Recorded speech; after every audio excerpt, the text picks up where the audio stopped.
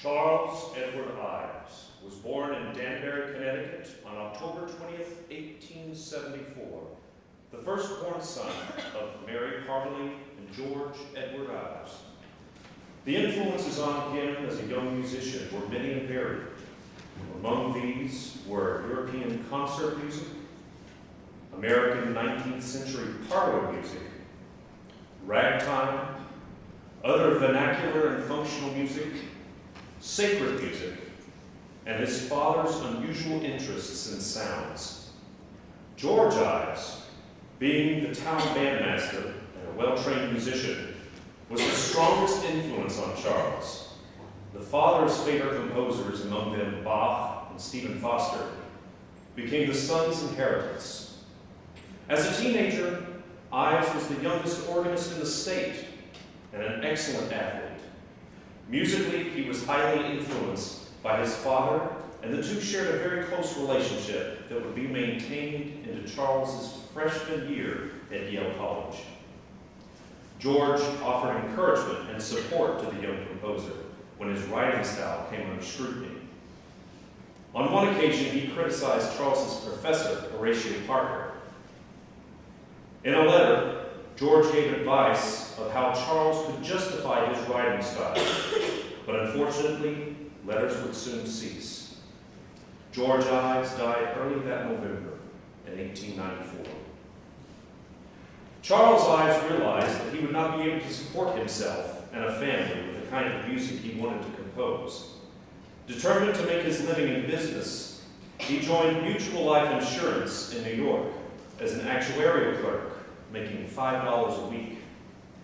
Ives soon applied his inventive mind to improvements and innovations in the business, and it eventually made him financially secure. These improvements generated long-range benefits for him, which continued after he opened his own insurance business, Ives & Company. The name would later change to Ives and Myrick after a business partnership was established between Ives and his lifelong friend, Julian Myrick. In 1908, Ives married Harmony Twitchell, a nurse and daughter of a prominent minister, the Reverend Joseph Twitchell of Hartford. She and Charles devoted themselves thereafter to a life that encompassed two careers for Ives: the successful businessman and the iconoclast composer.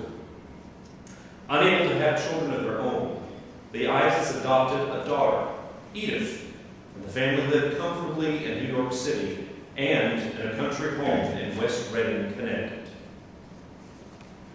Along with his father's musical talents, Ives seemed to have inherited George Ives' weak heart, for in 1918 he suffered a serious heart attack, which left him a semi-invalid and sapped his energies. His composing days were virtually over by 1920, and business activities were curtailed, ending in retirement in 1930. Ives was a thinker and an inventor of ideas. He thought about music, about life, about music and life together, the common man, religion, politics, and he invented new ways of expressing his thoughts in music. During his healthy and creative years, Ives wrote and composed with passion and conviction. The songs alone number over 200 and include a wide range, from traditional parlor songs to the most outrageously innovative experience.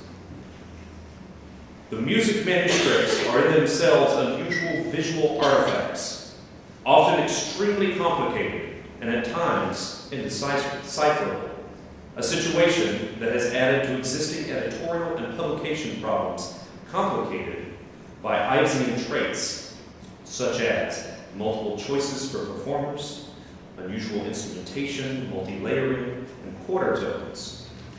The availability of Ives music today is due largely to the efforts of several younger musicians who discovered Ives in the 20s and 30s. Among them was pianist John Kirkpatrick, who began to play the Concord Sonata in the late 20s, finally giving the first full public hearing of the Concord in 1939.